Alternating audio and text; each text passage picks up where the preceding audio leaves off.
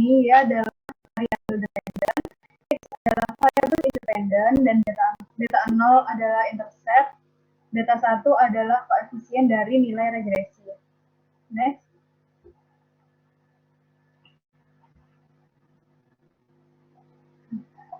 Ini adalah contoh penggunaan analisis regresi. Untuk contoh yang pertama, analisislah hubungan antara luas rumah dengan harga jual. Terdapat dua variabel, yaitu luas rumah dengan satuan meter kuadrat dan harga dengan satuan dolar. Di sini yang termasuk ke dalam variabel dependen adalah harga jual rumah, dan yang dapat kita lambangkan dengan Y, dan yang termasuk dalam variabel independen adalah luas rumah yang dapat kita lambangkan dengan X. Di sini untuk menganalisis hubungan antara luas rumah dengan harga jual, maka dapat kita modelkan dalam model regresi, yaitu harga jual rumah sama dengan beta 0 ditambah dengan beta 1 dikali dengan luas rumah ditambah dengan nilai error, di mana luas rumah yang termasuk dalam variabel independen ini mempengaruhi harga jual rumahnya, karena jika semakin besar luas rumah yang akan dijual, maka harga jualnya pun juga akan semakin tinggi.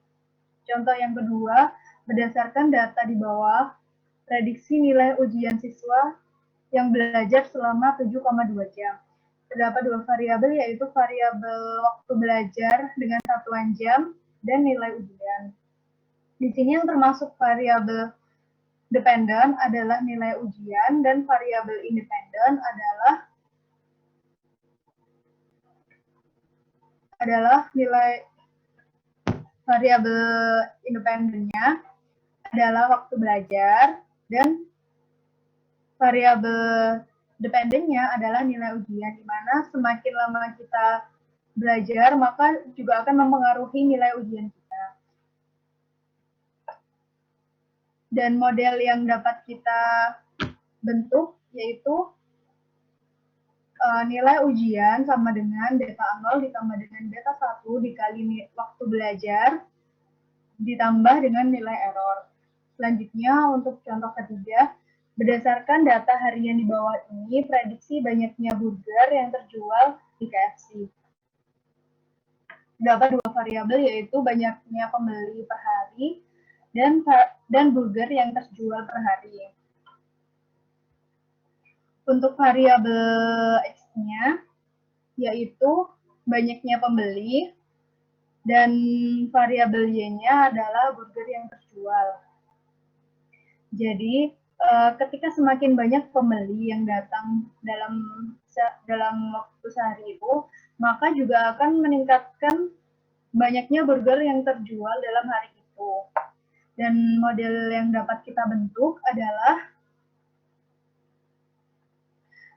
burger yang terjual per hari sama dengan beta 0 ditambah dengan beta 1 dikali banyaknya pembeli per hari ditambah dengan nilai error.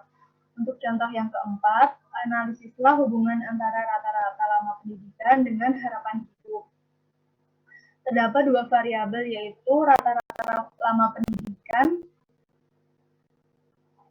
yang termasuk ke dalam variabel X atau variabel independen, dan harapan hidup yang termasuk ke dalam variabel dependen atau kita lambangkan dengan Y. Jadi semakin tinggi, semakin lama kita menempuh pendidikan, maka harapan hidup atau pengetahuan yang akan kita dapatkan juga akan semakin tinggi juga. Dan model regresi yang dapat kita bentuk adalah harapan hidup sama dengan beta 0 ditambah dengan beta 1 dikali dengan rata-rata lama pendidikan ditambah dengan nilai error. Next.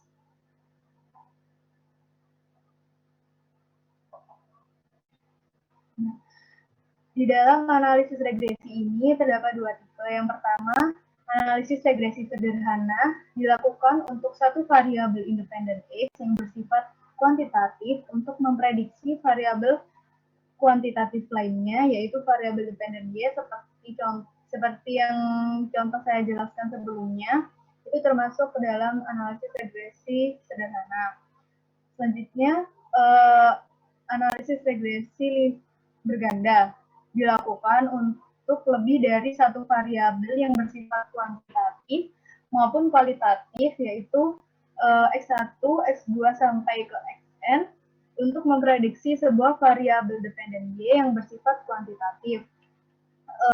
Contoh yang dapat kita ambil misalnya dalam suatu penelitian dilakukan terhadap 10 rumah tangga yang dipilih secara acak. Kemudian diperoleh data pengeluaran untuk pembelian barang-barang tahan lama per minggu yang dapat kita lambangkan dengan Y, dan pendapatan per minggu yang dapat kita lambangkan dengan X1, dan jumlah anggota rumah tangga yang dapat kita lambangkan dengan X2. Jadi variabel yang termasuk ke dalam variabel dependen adalah pendapatan per minggu dan jumlah anggota rumah tangga yang akan mempengaruhi pembelian barang-barang tahan lama per minggu.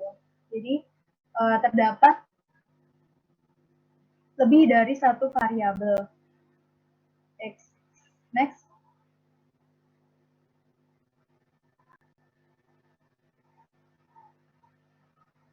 Untuk analisis regresi sederhana, di dalam analisis ini, hubungan antara sebuah variabel dependen dengan sebuah variabel independen dimodelkan.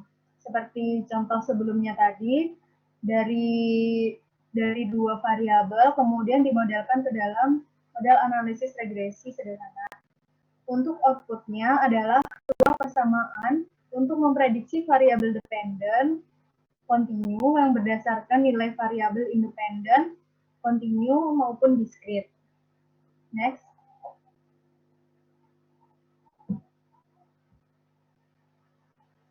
Selanjutnya adalah model analisis regresi berganda.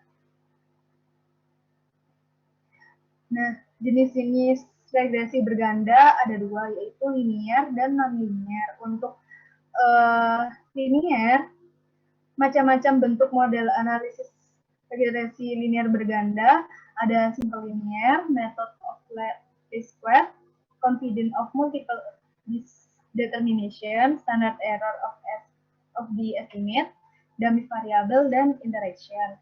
Untuk yang non-linear, macam-macam bentuk model analisis regresi bergandanya, ada polinomial, logarithmic, square root, reciprocal, eksponensial. Next.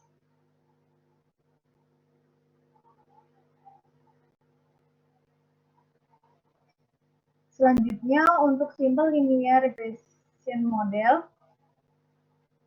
menggambarkan hubungan antara satu variabel dependen dan dua atau lebih variabel independen. Contoh dan komponennya dijelaskan seperti di bawah ini. Jadi model regresinya dapat dibentuk seperti ini, yaitu Y sama dengan beta 0 dan beta ditambah dengan beta 1x1 ditambah dengan beta 2x2 sampai ditambah beta P xP ditambah dengan nilai random error-nya, di mana dia adalah variabel dependen atau nilai responnya, sedangkan beta 0 adalah intercept, dan untuk nilai beta 1, beta 2, sampai beta P adalah slope dari populasi. Untuk X1, X2, sampai ke XP adalah variabel independen atau variabel respon yang memengaruhi variabel prediktor yang memengaruhi variabel responnya, ditambah dengan random error. Dan grafik yang dapat dimodelkan seperti berikut. Next.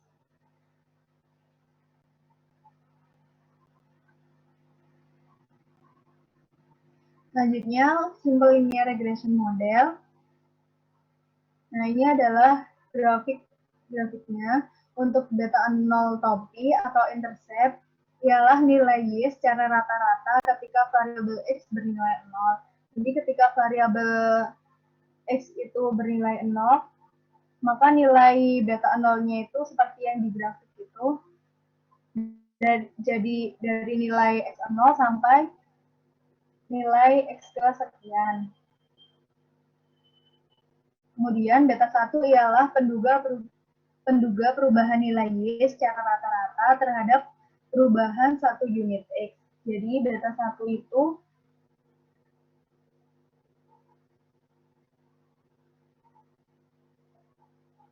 didapatkan dari perubahan nilai Y yang sejajar dengan garis linier, di mana nilai penduga Y topi dan nilai observasi selisihnya merupakan nilai error. Jadi dari garis linier, selang antara garis linier dengan titik-titik itu merupakan dapat kita tarik garisnya dan itu merupakan nilai errornya. Jadi untuk titik pertama dapat kita lihat nanti nilai errornya jika ditarik dari titik ke garis linier. Untuk titik kedua juga dapat kita tarik nilai errornya, titik ketiga dan seterusnya. Dan model yang didapatkan dapat kita tuliskan Y topi sama dengan beta 0 topi ditambah dengan beta 1 topi dikali dengan nilai X. Next.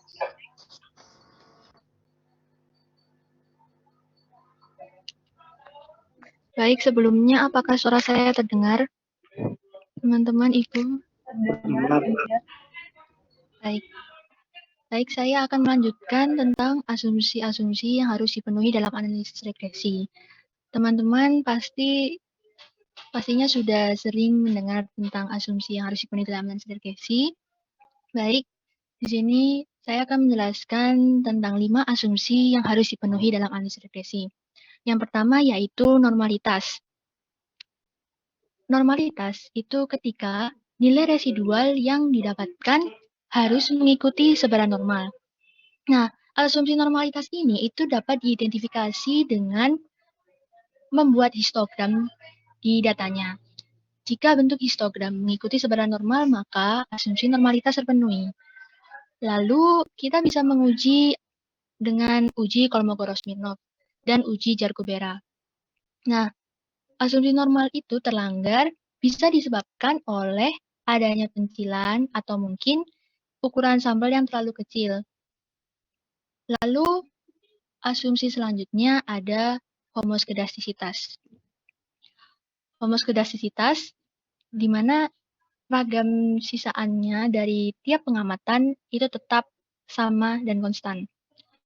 Cara mendeteksi asumsi homoskedastisitas ini itu dapat diuji dengan uji Glasser, uji White, dan uji korelasi Rank-Spearman. Lalu selanjutnya ada asumsi non-autokorelasi yang harus dipenuhi. Autokorelasi terjadi ketika ada korelasi antar sisaan pada waktu ke T atau pada waktu sekarang dengan sisaan pada waktu ke T-1, waktu sebelumnya. Dan salah satu uji untuk melihat autokorelasi pada data itu bisa menggunakan uji Darwin-Watson. Lalu yang keempat, asumsi yang harus dipenuhi adalah asumsi non-multikolinearitas. Multikolinearitas itu terjadi ketika terdapat korelasi antara variabel independen. Jadi, cara mendeteksinya kita biasa menggunakan nilai VIF. Nah, nilai VIF, jika VIF kurang dari 10, maka tidak terjadi multikolinearitas pada data. Lalu, asumsi terakhir yaitu asumsi yang harus dipenuhi adalah asumsi linearitas. Linearitas itu apakah di mana data tersebut itu dimiliki apakah sesuai dengan garis linear atau tidak. Baik, selanjutnya next. Baik, berikutnya adalah studi kasus. Studi kasus regresi dengan big data, di mana data yang kami gunakan adalah data penundaan penerbangan dengan sumbernya dari kaggle.com. Deskripsi dari kasus ini itu adalah Departemen Perhubungan, Biro Statistik Transportasi, ingin mengetahui kinerja penerbangan domestik yang dioperasikan oleh maskapai penerbangan besar. Nah, pastinya data ini harus ada tentang jumlah penerbangan yang tepat waktu, yang tertunda, dibatalkan, dan dialihkan. Lalu, untuk selanjutnya, dataset ini disusun dari Statistical Computing Statistical Graphic 2009 Data Expo. Selanjutnya, next. Baik, variabel yang ada pada dataset tersebut itu ada hari selama sebulan, lalu ada seminggu juga, day of week, lalu ada keberangkatan tepat waktu, actual departure time, ada schedule departure time, dan variabel lainnya. Dan itu juga ada di mana cancellation reason. Jadi reason for cancellation, di mana alasan kenapa kok mengcancel penerbangan tersebut. Di sini ada tentang cuaca atau keamanan juga dan selainnya. Baik, next.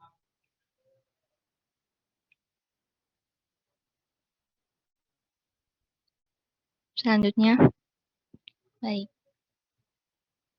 Tujuan analisis big data yang kali ini kita lakukan itu adalah untuk memproses, meneliti data agar dapat mengetahui pola tersembunyi. Nah, pada data ini, data flag ini, kali ini tuh kita menggunakan analisis data menggunakan model regresi berganda. Tujuan dilakukan analisis regresi berganda dalam big data itu kita bisa membuat estimasi rata-rata dan nilai variabel terikat atau dependent dengan didasari pada nilai variabel bebas. Dan selanjutnya ada menguji hipotesis terkait adanya pengaruh atau dependensi. Lalu yang selanjutnya, kita bisa untuk meramalkan nilai rata-rata variabel independen. Baik, selanjutnya. Nah, untuk ini kita menganalisis data regresi berganda dengan menggunakan software R. Hal yang pertama kita lakukan ialah menginput data pastinya. Dapat dilihat bahwa dengan fungsi nRow dalam kurung data, kita dapat mengetahui banyaknya data, yaitu sejumlah 1.936.758, di mana data tersebut sangat besar dan perlu menggunakan regresi dengan big data. Lalu untuk langkah selanjutnya, kita berada tahap di pre-processing data, yaitu pada tahap ini kita menghapus missing value atau nilai yang hilang. Setelah kita menganalisis nilai yang hilang, kita simpan di variabel data 1.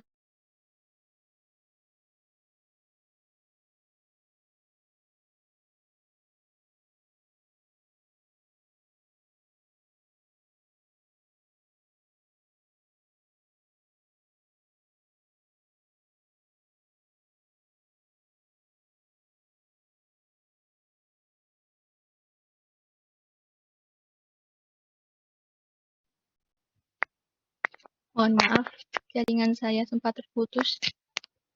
Baik, saya lanjutkan kembali. Untuk banyaknya data 1 yang telah dihilangkan missing value-nya itu ada 1.247.400.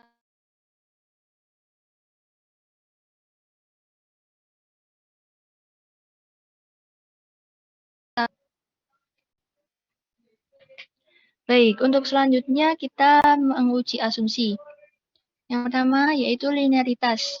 Kita menguji asumsi linearitas dengan software R dengan menggunakan fungsi width.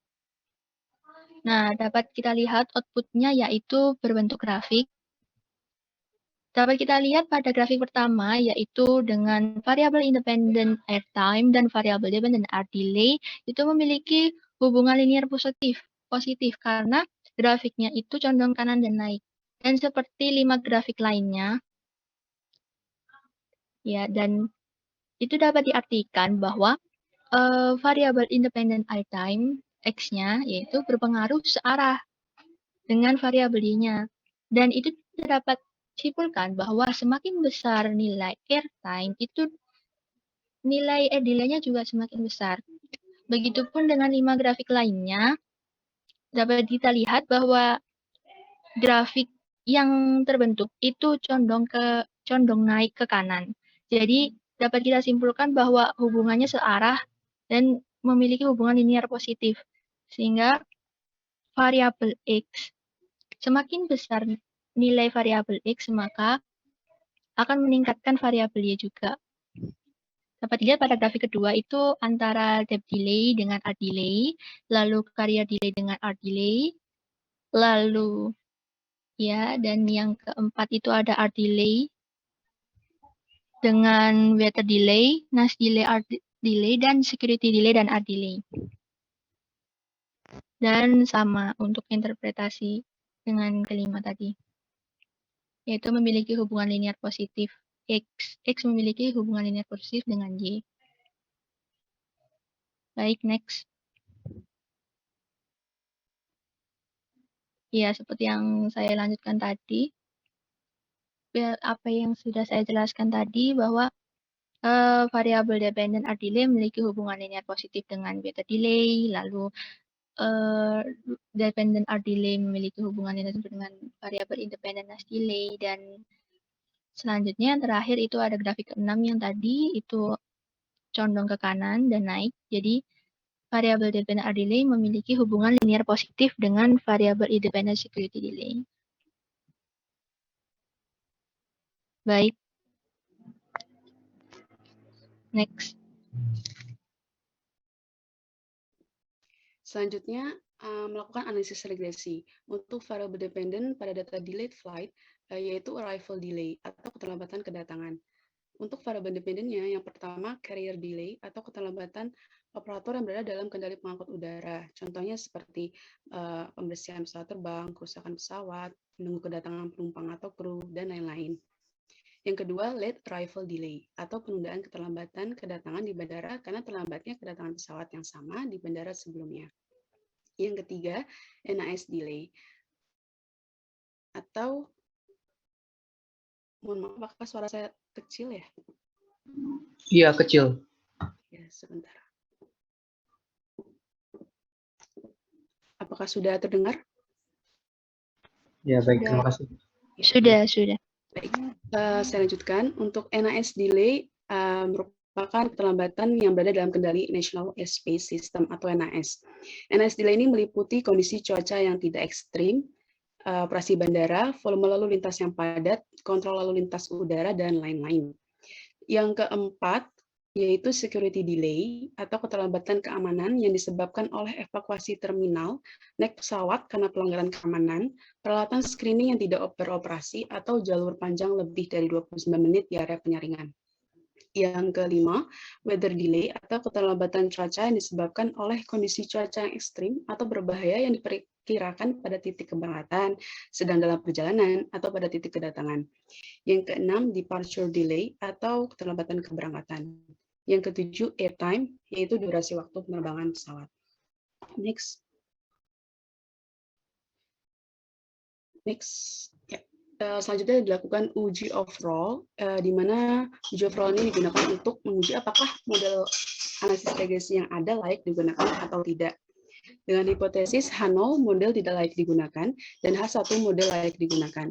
Dengan tingkat signifikansi alfa sama dengan 0,1, untuk statistik ujinya, package yang digunakan untuk melakukan uji overall di sini yaitu menggunakan Blackstone LM. Hal tersebut menandakan dengan jumlah data 1 juta hingga 7 juta baris. LM bukan package big data, tapi masih dapat melakukan proses analisis. Alasan mengapa dalam menguji overall ini tidak menggunakan BKLM, yaitu karena dalam output BKLM hanya menampilkan dari uji parsial, namun tidak menampilkan pula statistik uji overall. Nah, berikut sintaks yang kami lakukan yaitu M2 sama dengan LM dan seterusnya ini, maksudnya M2 ini penamaan untuk proses analisis regresi dengan bantuan LM dengan menggunakan data dari data 1, ini dinamakan data 1. Nah, selanjutnya summary M2. Ini akan menampilkan hasil regresi pada M2. Nah, berdasarkan hasil output yang didapatkan bahwa p-value kurang dari 2,26 kali 10 pangkat 16, di mana kurang dari alfa sama dengan 0,1, maka H0 ditolak, sehingga dapat disimpulkan bahwa model regresi layak digunakan. Next.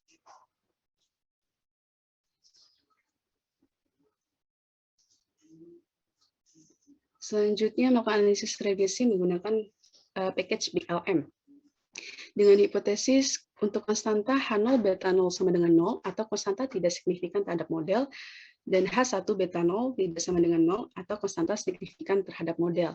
Untuk variabel independen, H0 beta I sama dengan 0, dengan I merupakan airtime, delay, carrier delay, weather delay, NAS delay, dan security delay. Atau variabel independen tidak signifikan terhadap model.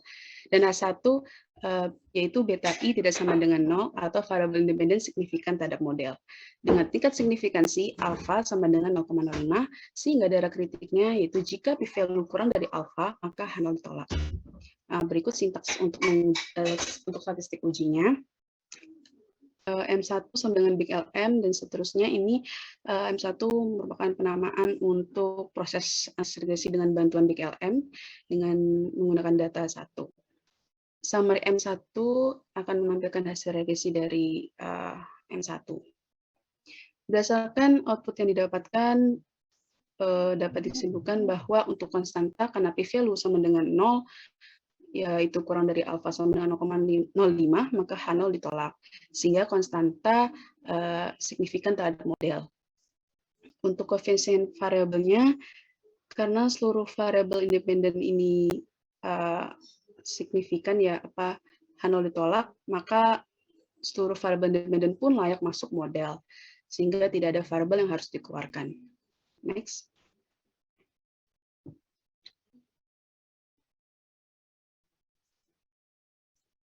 Next. Nah, ini perbandingannya antara ketika kita melakukan regresi dengan package BigLM yang ditujukan untuk kasus big data dengan LM yang ditujukan bukan untuk kasus big data. Next.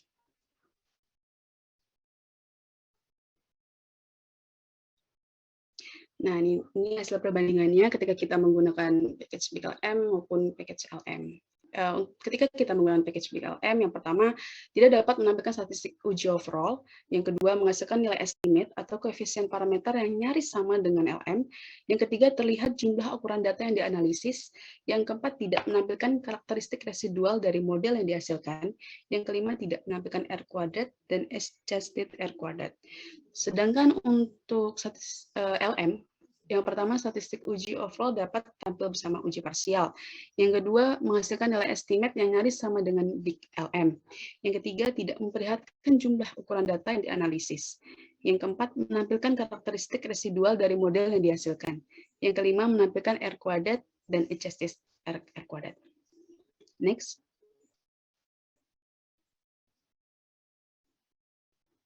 Berdasarkan output yang didapatkan dari ketika kita menggunakan BigLM, karena kan ini merupakan big data ya, model didapatkan sebagai berikut. R delay sama dengan 2,5485 plus 0,0125 airtime plus 0,8552 deep delay plus 0,1185 carrier delay plus 0,1844 weather delay plus 0,359 NAS delay plus 0,1139 security delay. Dengan setiap kenaikan satu satuan airtime mengakibatkan kenaikan arrival delay sebesar 0,0125 dengan menganggap variabel lain konstan. Yang kedua, setiap kenaikan satu satuan departure delay mengakibatkan kenaikan arrival delay sebesar 0,8552 dengan menganggap variabel lain konstan. Yang ketiga, setiap kenaikan satu satuan carrier delay mengakibatkan kenaikan arrival delay sebesar 0,125 1185 dengan menganggap variabel lain konstan. Yang keempat, setiap kenaikan satu satuan weather delay mengakibatkan kenaikan arrival delay sebesar 0,1844 dengan menganggap variabel lain konstan. Yang kelima, setiap kenaikan satu satuan NAS delay mengakibatkan kenaikan arrival delay sebesar 0,359 dengan menganggap variabel lain konstan. Yang terakhir, setiap kenaikan satu satuan security delay mengakibatkan kenaikan arrival delay sebesar 0,1139 dengan menganggap variabel lain konstan. Next.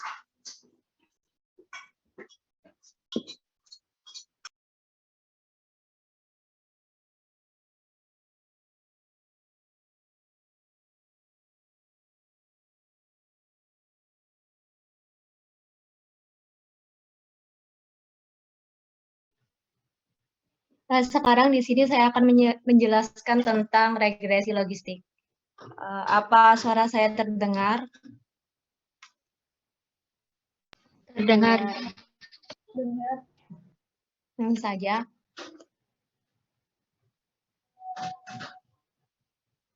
Model regresi logistik adalah salah satu model yang digunakan untuk mencari hubungan antara peubah respon kategori dengan satu atau lebih peubah penjelas yang kontinu ataupun kategori.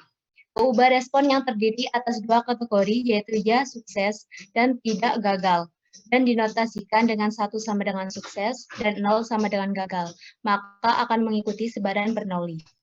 Dalam Big Data Analysis, metode efisien untuk regresi logistik adalah proses analisis yang baik. Seperti dapat dilihat langkah-langkahnya. Pertama, yaitu ekstrak sampel dari Big Data untuk menganalisis sampel menggunakan regresi logistik. Dapat ada 3 jenis regresi logistik, yaitu 1, regresi logistik biner, biasanya digunakan ketika variabel dependent dikotomis dan variabel independen bersifat kontinu atau kategorikal. Yang kedua, regresi logistik multinomial digunakan jika variabel dependent tidak dikotomis dan terdiri dari lebih dari 2 kategori. Yang ketiga, regresi logistik ordinal. Data variabel respon yang digunakan adalah data berskala ordinal tingkatan dengan lebih dari 2 kategori. Dapat dilihat di sini bahwa grafik tersebut tidak berhubungan secara linear. Dapat dilihat dengan Px sama dengan E pangkat alfa plus beta X per 1 plus E pangkat alfa plus beta X. Digunakan untuk menjelaskan hubungan X dan Px. Px adalah peluang dari 0 sampai 1.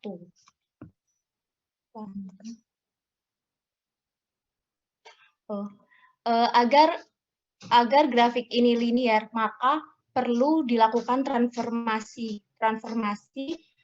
logit dengan rumus seperti ini.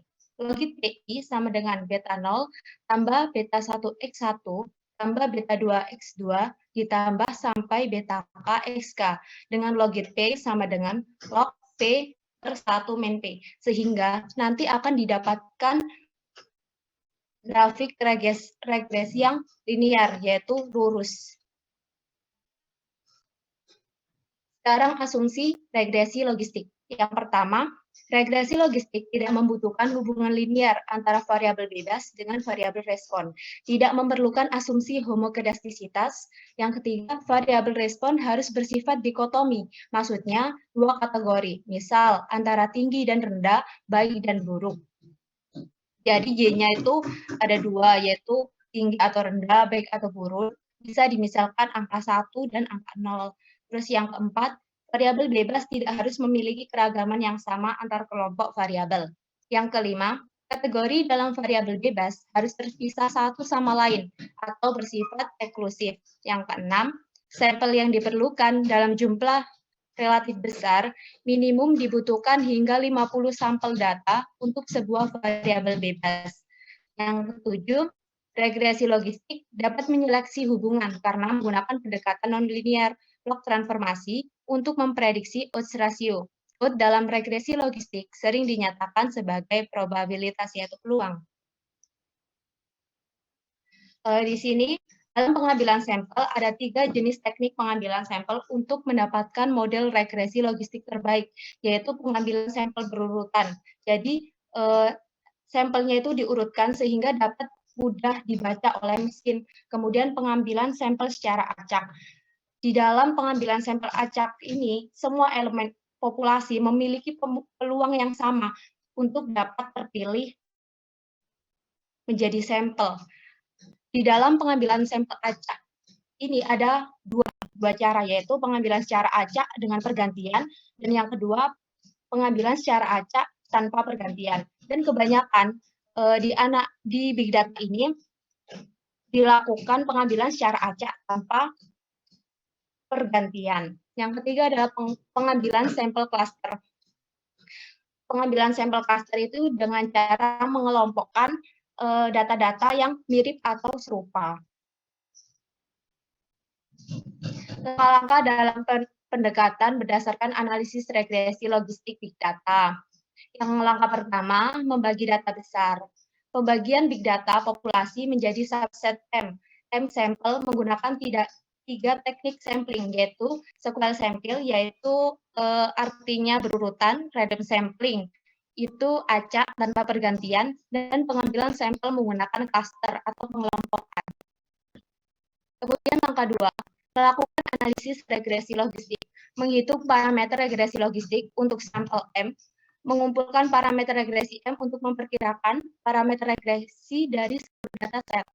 Kemudian langkah 3, model itu dapat dilihat HID, penyimpangan data nol, dan residual deviance pada data.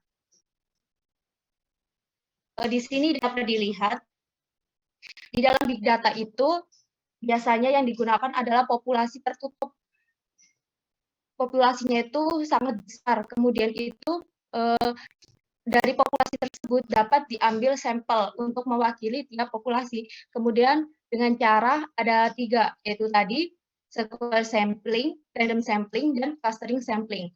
Kemudian setelah dipilih dari ketiga ini untuk memodelkan, dihitung regresi logistik terbaik, sehingga didapatkan regresi logistik terbaik.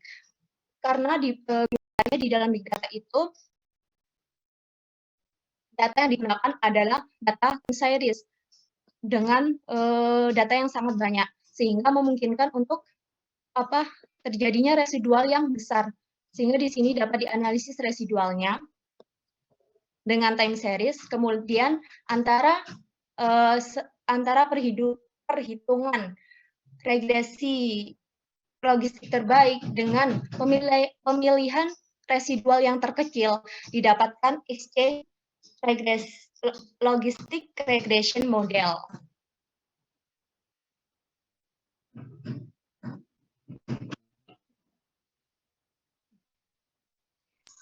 Residual atau error. Apa suara saya masih terdengar? Terdengar. Residual atau error, nilai tengahnya 0. Jika tidak, maka hasil ramalannya akan mengalami bias sistematik. Tidak berkorelasi diri. Jika berkorelasi diri, maka ramalannya tidak efisien. Yang ketiga, tidak terkait dengan variabel prediktor. Kalau tidak, maka akan ada informasi lebih lanjut yang harus dimasukkan di bagian sistematis dari model. Kemudian di sini residual prediction menggunakan model time series. Seperti yang saya jelaskan tadi, mengapa digunakan time series? Karena kebanyakan di dalam big data itu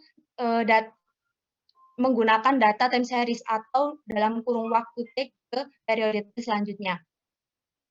Residual adalah perbedaan antara nilai prediksi dan aktual. Ini digunakan untuk memahami model dan meningkatkan pemasangan model. Nilai residual minimal menggunakan model regresi terbaik. Kesalahan residual itu dapat dihitung dari nilai aktual dikurangi nilai prediksi. Dan dengan memilih residual yang terkecil. Model kesan residual yang sederhana dan efektif adalah model deret waktu autoregresif. Mengapa sih kok residual ini perlu dianalisis agar agar modelnya itu sesuai dengan nyata dan dapat dipertanggungjawabkan. Sekarang residual autocorrelation. Uji autokorelasi akan dijelaskan oleh Nizam. Oh iya. Baik, terima kasih atas waktunya. Untuk selanjutnya itu residual autocorrelation. Uji autokorelasi ini untuk bertujuan untuk melihat apakah model regresi linear itu ada korelasi antar kesalahan pengganggu pada periode T dengan kesalahan pengganggu sebelumnya, atau bisa disimpulkan kalau di statistik itu T-1. Uji autokorelasi ini harus dilakukan pada data time series atau data runtut waktu yang sudah dijelaskan elok tadi. Sebab yang dimaksud autokorelasi ini adalah sebuah nilai pada sampel atau observasi tertentu yang sangat dipengaruhi oleh nilai observasi sebelumnya. Next.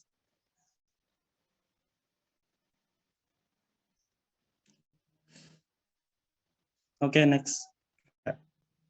Nah, untuk selanjutnya itu model ELR atau Enhanced Logistic Regression. Model ini mengembangkan model ELR dengan menggabungkan model LR dan model RP atau Residual Prediction. Pertama, untuk menerapkan teknik ini menggunakan sampel untuk model LR untuk mendapatkan model LR yang paling sesuai, atau bisa disimpulkan yaitu nilai residualnya yang paling kecil.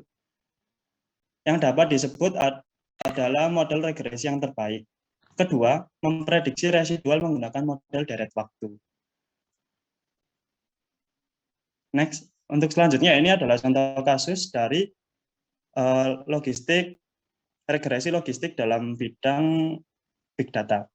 Berdasarkan skala data, regresi logistik dapat dibagi dua. Aku review lagi. Yang pertama ada regresi logistik biner, merupakan regresi dengan variabel respon yang mempunyai dua kategori atau dua kejadian. Yang kedua yaitu regresi logistik multinomial. Data variabel respon yang digunakan adalah data berskala nominal dengan lebih dari dua kategori. Yang ketiga mungkin ada regresi logistik ordinal ya tadi ya. Untuk selanjutnya dalam studi kasus ini menggunakan data airplane of on-time performance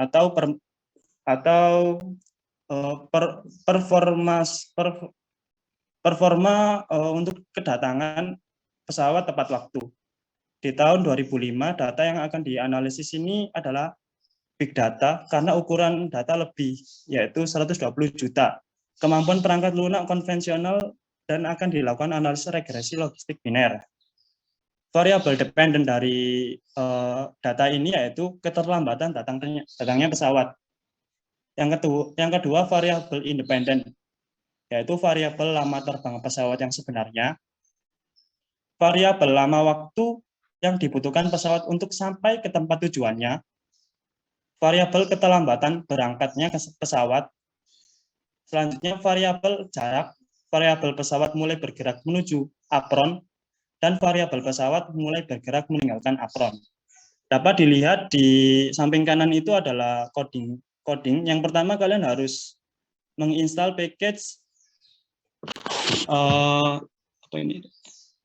big memory, yang kedua big analysis karena data yang digunakan adalah data yang sangat besar.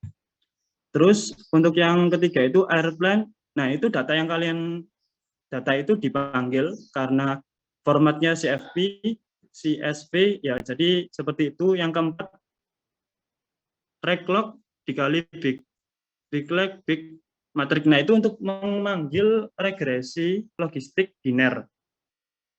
Nah, itu atribut-atributnya di samping kanannya. Selanjutnya kita panggil reglog dengan summary. Nah, di bawahnya itu muncul intercept dengan koefisien 95% dan hasil seperti itu. Untuk selanjutnya, next.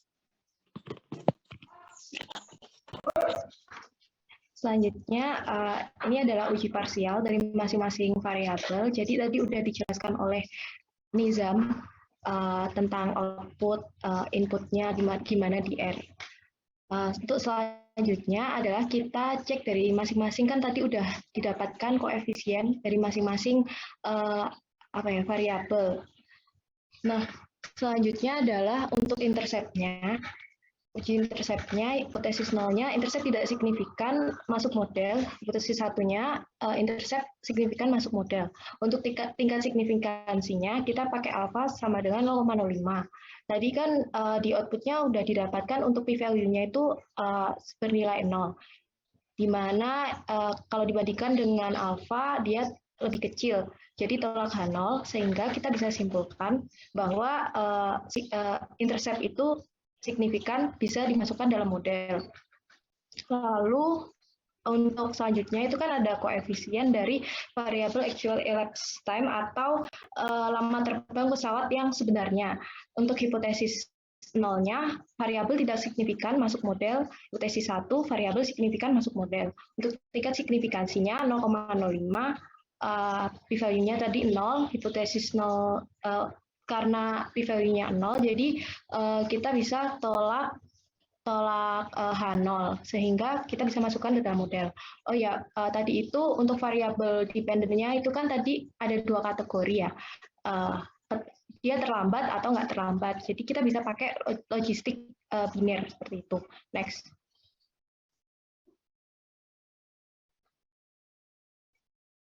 Nah, ini untuk CRS, elapsed time, atau lama terbang pesawat yang terjadwal.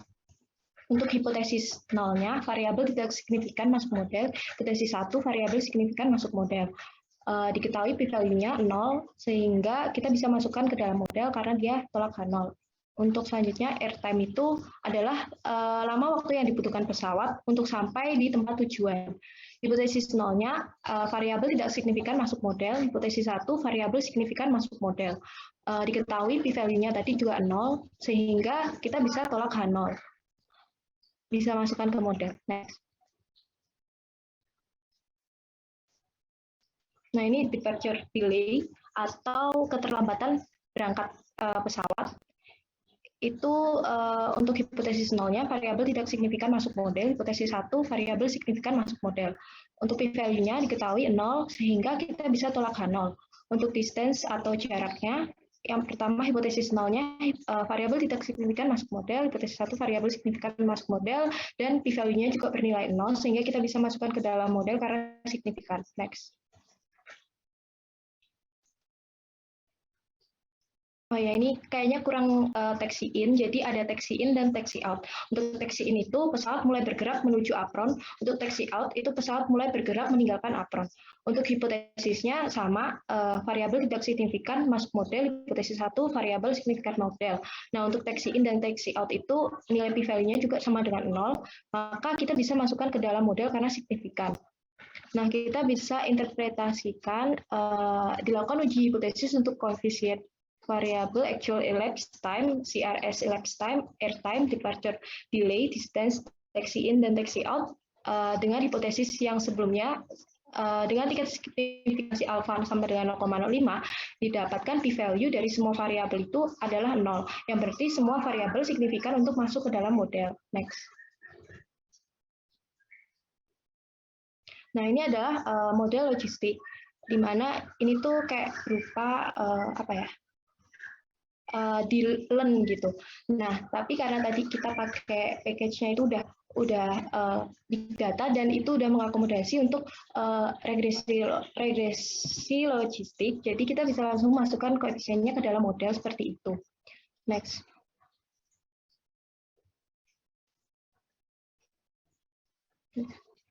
Nah, untuk interpretasinya, nah ini yang pertama adalah lama terbang pesawat yang sebenarnya. Kita misalkan aja untuk misalnya delta itu misalnya lebih lambat dari yang sebelumnya gitu. Lama terbang pesawatnya itu 2 menit lebih lambat daripada sebelumnya.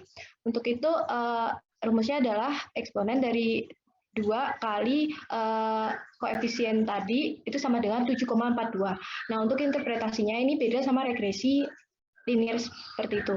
Jadi di sini tuh kayak lebih ke apa ya? Kayak peluang gitu loh. Jadi misalnya ini pesawat akan 7,42 kali lebih beresiko mengalami keterlambatan dibandingkan pesawat lain yang lama terbang pesawat yang sebenarnya 2 menit lebih cepat daripadanya. Lalu CRS elapsed time ini atau lama terbang pesawat yang terjadwal, misalnya kita ambil apa ya, 2 menit lebih cepat, lama terbang pesawatnya itu 2 menit lebih cepat daripada jadwal yang seharusnya gitu. Nah, didapatkan 7,41. Nah, interpretasinya pesawat akan 7,41 kali lebih beresiko mengalami keterlambatan dibandingkan pesawat lain yang lama terbang pesawat yang terjadwal 2 menit lebih lambat darinya. Untuk airtime atau lama waktu yang dibutuhkan pesawat sampai tempat tujuan, itu misalnya kita ambil 60 menit. Nah, dari 60 menit itu didapatkan 1,02.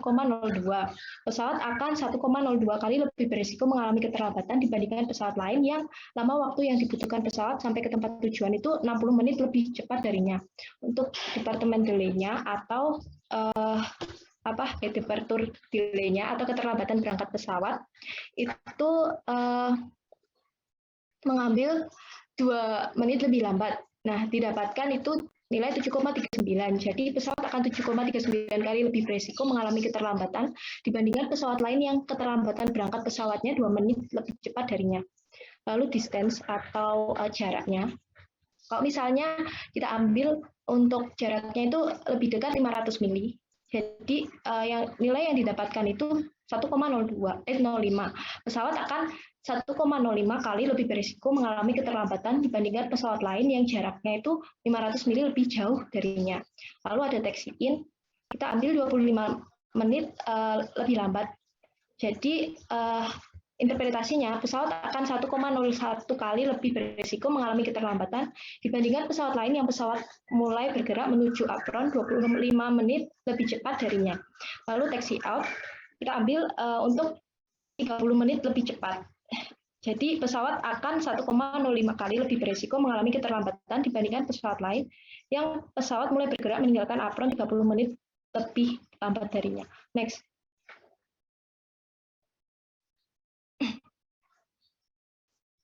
Nah, ini kesimpulannya. Untuk actual elapse, sebenarnya ini sama aja kayak tadi. Untuk kesimpulannya, seperti itu. Next. Terima kasih.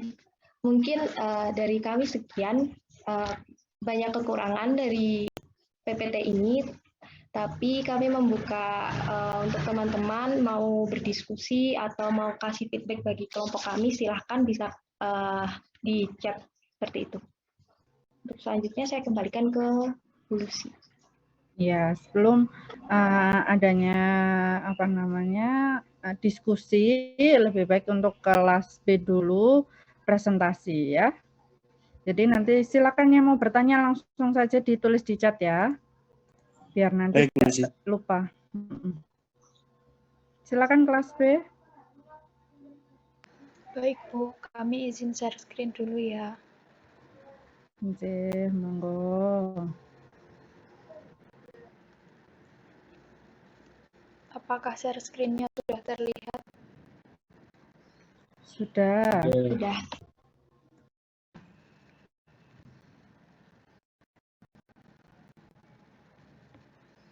Untuk sebelumnya, Assalamualaikum warahmatullahi wabarakatuh. Kami dari kelas B ingin melanjutkan materi tentang regresi. Nah, ini kita ke bagian yang konsep regresi, klasifikasi, sama regresi non-linear.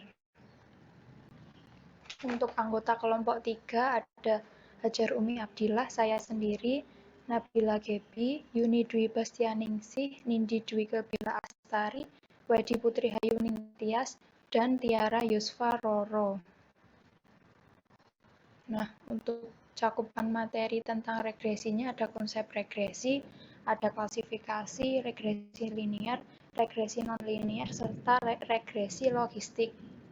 Untuk materi yang akan kami sampaikan adalah konsep regresi, klasifikasi, serta regresi non-linear. Sedangkan regresi linear dan regresi logistik sebelumnya sudah dijelaskan oleh kelompok dari kelas A. Dan untuk mempersingkat waktu, marilah kita ke materinya saja.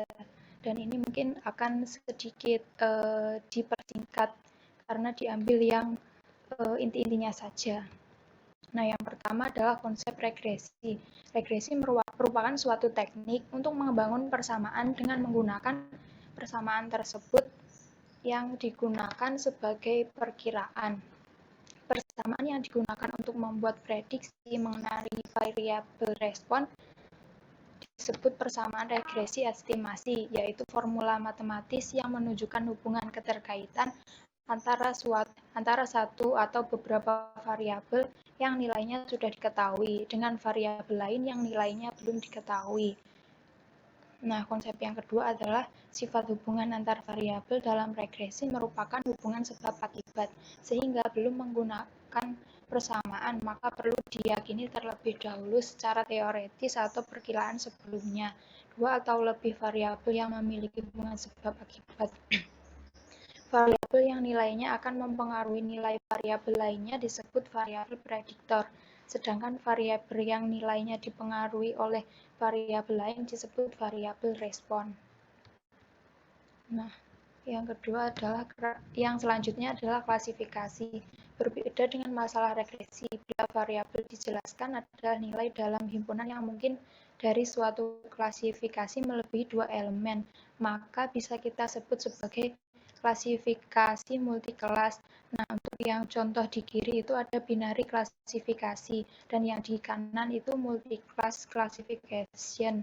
Binary itu terdiri dari dua kelompok klasifikasi, sedangkan multi-class itu ada lebih dari dua klasifikasi. Nah, klasifikasi ini digunakan untuk memprediksi label kelas atau kategori. Klasifikasi dapat dibagi lagi menjadi dua macam, yaitu supervised classification dan unsupervised classification. Nah, untuk supervised learning, pembelajaran yang terawasi, yaitu terdapat proses training dan testing.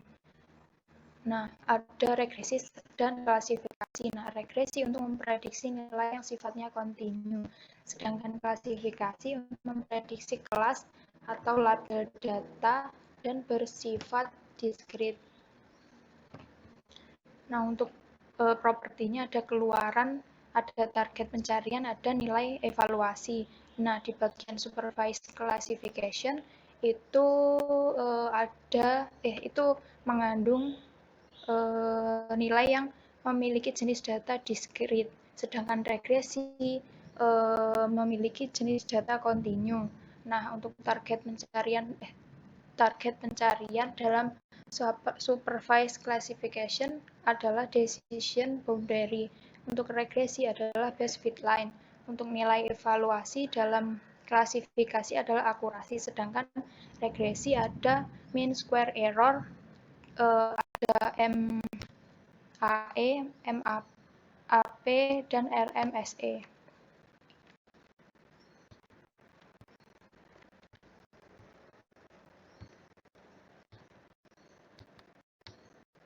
Nah, untuk selanjutnya akan dijelaskan oleh teman saya.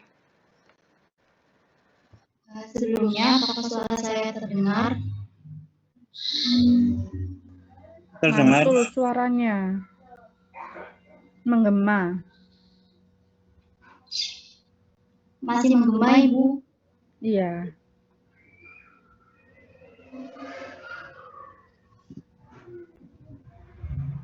Apa masih menggema? Tetap. Tapi enggak masalah ya sepertinya ya. Iya, Bu. Oke, silakan.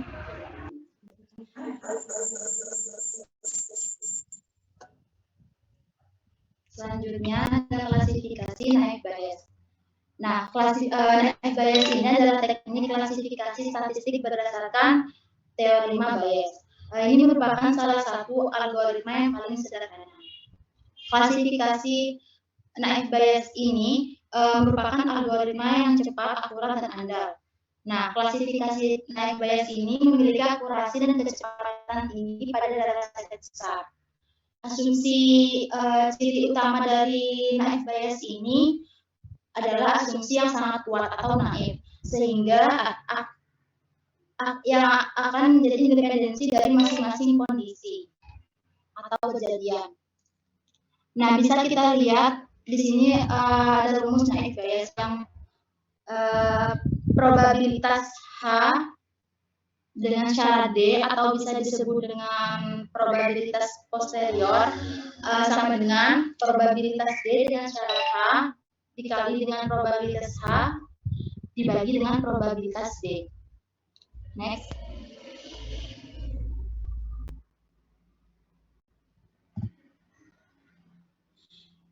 Klasifikasi naib Bayes ini menghitung probabilitas suatu peristiwa. Berikut adalah langkah-langkahnya. Yang pertama, hitung probabilitas sebelumnya. Langkah kedua, temukan probabilitas peluang dengan setiap atribut untuk setiap kelas. Langkah yang ketiga, masukkan nilai ini dalam formula Bayes dan hitung probabilitas posteriornya. Dan langkah yang terakhir yaitu lihat kelas mana yang memiliki probabilitas paling tinggi, mengingat input milik kelas probabilitas yang paling tinggi. Next. Nah, ini adalah contoh kasus dari naib Bayes. Diberikan contoh kondisi cuaca dan bermain olahraga. Kita akan melihat siapa akan mengklasifikasikan apakah pemain akan bermain atau tidak berdasarkan kondisi cuacanya. Di tabel paling kiri kita bisa lihat ya, itu cuaca dan bermain atau tidak. Setelah itu kita klasifikasikan berdasarkan cuacanya. Yang mendung ternyata tidak ada, yang bermain itu 4, sedangkan yang tidak bermain itu 0. Yang saat cerah itu yang tidak bermain 2 dan yang bermain 3. Saat hujan yang tidak bermain 3 dan yang bermain 2. Sehingga totalnya 14. Nah, selanjutnya masuk ke likelihood tabel 1. Nah, di likelihood tabel 1 ini kita akan mencari probabilitas di setiap cuacanya. Sehingga yang di samping itu dijumlahkan. Bisa dilihat 4 dibagi 14 dan seterusnya. Nah, setelah itu kita tidak lupa yang total juga dicari probabilitasnya. Setelah itu kita masuk ke likelihood tabel 2. Nah, sedangkan di likelihood tabel 2 ini kita mencari probabilitas untuk setiap pemainnya, apakah bermain atau tidak bermain. Nah, kita bisa lihat sendiri di tabel yang likelihood tabel 2. Tetapi di likelihood tabel 2 ini untuk totalnya tidak dicari probabilitasnya. Next. Selanjutnya akan dijelaskan oleh teman saya. Baik, selanjutnya saya akan menjelaskan cara mencari probabilitas dari contoh kasus tersebut, kasus pada slide sebelumnya. Kita akan mencari kemungkinan bermain dan kemungkinan tidak bermain pada saat cuaca mendung. Nah, untuk kemungkinan bermain, probabilitas kemungkinan bermain itu dapat dihitung dengan probabilitas yes dengan syarat overcase sama dengan probabilitas overcase dengan syarat yes dikali dengan probabilitas yes dibagi dengan probabilitas overcase. Langkah pertama yaitu menghitung kemungkinan sebelumnya. Untuk probabilitas overcase yaitu 4/14 sama dengan 0,29. Nah, 4/14 tadi diperoleh dari slide sebelumnya. Untuk probabilitas yes sama dengan 9/14 sama dengan 0,64. Kemudian langkah kedua menghitung kemungkinan